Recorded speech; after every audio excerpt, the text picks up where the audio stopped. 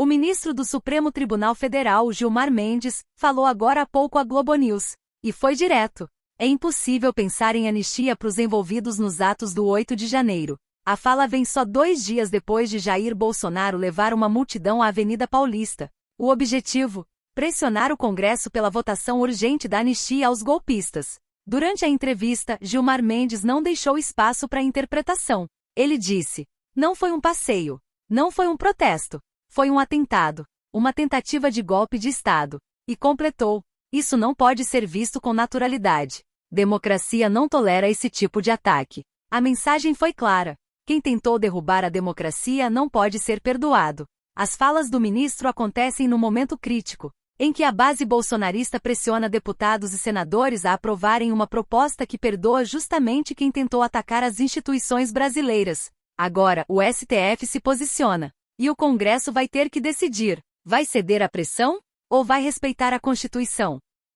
Aí eu queria que o senhor explicasse aqui, para fechar esse meu primeiro bloco de perguntas, a respeito da diferença, porque as pessoas, isso é uma coisa, a dosimetria das penas, a outra coisa é pedir anistia. Sim. Então, eu queria que o senhor falasse isso do ponto de vista do direito, que uma coisa é uma coisa, outra coisa, explicando aqui para o nosso... Não, com certeza.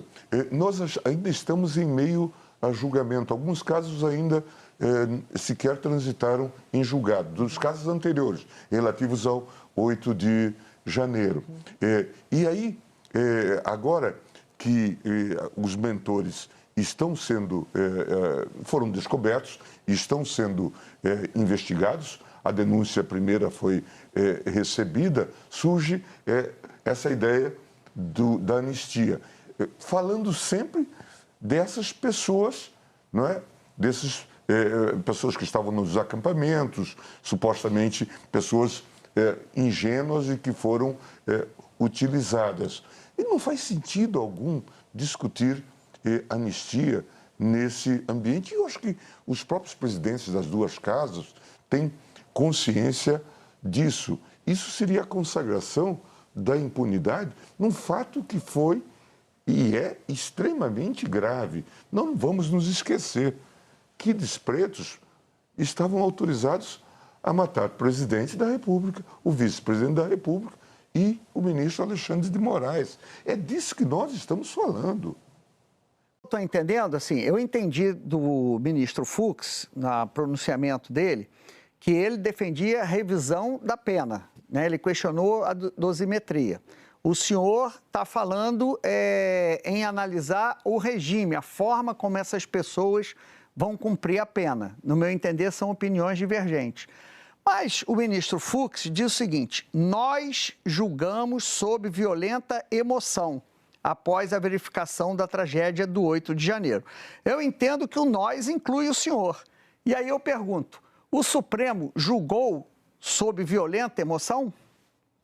Desculpe, eu não concordo com essa abordagem sobre um julgamento com violenta emoção. Eu preferia fazer de novo aquela contextualização, até aprendendo com o relator Otávio Guedes.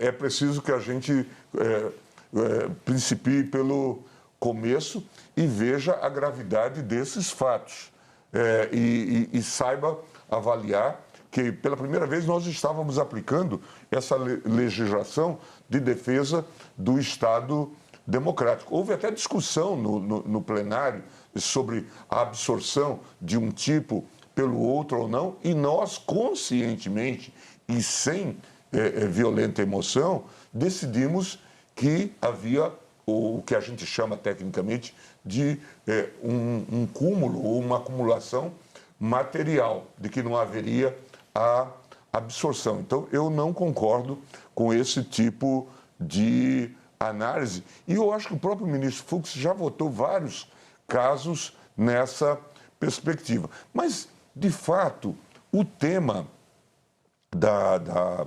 cabeleireira, Débora e tal, todos nós temos sensibilidade. Os senhores sabem, eu estou longe de ser uma pessoa que defende o punitivismo penal. Se vocês forem olhar, eu estou na lista daqueles que mais concedem habeas corpus, discuto muito essa questão da prisão acontecendo ali durante o julgamento da primeira turma em relação às penas, se o senhor acha que existe ambiente para discutir, rediscutir, na verdade, a dosimetria dessas penas para os golpistas. Qual que é a avaliação do senhor? André, primeiro é preciso contextualizar tudo o que aconteceu. Aqueles acampamentos, nós já falamos sobre isso, que nunca deveriam ter acontecido, e depois o uso dessas pessoas para essa tal festa da Selma que resultou nesse quebra-quebra e nessa invasão da Praça dos Três Poderes. Foi a primeira vez que essa legislação foi aplicada. E foi aplicada considerando que se tratava de crimes extremamente graves. As pessoas, na verdade, como eu já disse até em outra oportunidade, não fizeram um passeio no parque. Na verdade, elas causaram danos imensos e o tribunal fez essa avaliação considerando a gravidade dos fatos e os pressupostos que estavam implícitos. Ali se queria uma GLO para depois, talvez, já tomar o poder. Veja, então, que é algo bastante grave, não se trata de algo ingênuo. Agora, diante de situações que surgem, pessoas doentes ou pessoas que tenham menores sob cuidados, etc., o tribunal está fazendo eventuais reavaliações. Mas é preciso notar a gravidade de todo esse contexto. Então, o senhor acha que, em alguns casos, a discussão levantada pelo ministro Fux lá na primeira turma, quando ele diz a gente vai precisar abordar isso aqui, o senhor acha que tem espaço para isso? Como a própria Procuradoria se manifestou no caso daquela senhora que foi condenada a 14 anos. Sim. A Débora, né? A Débora, e que teve a prisão domiciliar admitida, porque a legislação hoje admite, não é, que as mães que tenham filhos sob seus cuidados fiquem em prisão domiciliar. Então, é possível que isso seja discutido e certamente pode haver abertura para isso. Mas não é possível minimizar a gravidade dos fatos, porque a toda hora nós temos a tendência, e isso é um pouco até uma técnica do direito penal, né? Os advogados tentam fazer um delay, atrasar o julgamento, porque, em geral, a nossa perspectiva da gravidade dos fatos vai se atenuando, né? E se projeta, então, esses fatos. A própria situação da Débora, óbvio que a gente tem toda a compreensão em relação a isso, mas ela estava nos acampamentos e, nesse momento, ela não estava com os filhos. Não é? Portanto, agora projetam essa situação de mãe de família e tudo mais. As pessoas assumiram um risco enorme. É claro, vocês também reclamavam. Por que os mentores não estão respondendo? Agora nós já temos resposta para isso, né?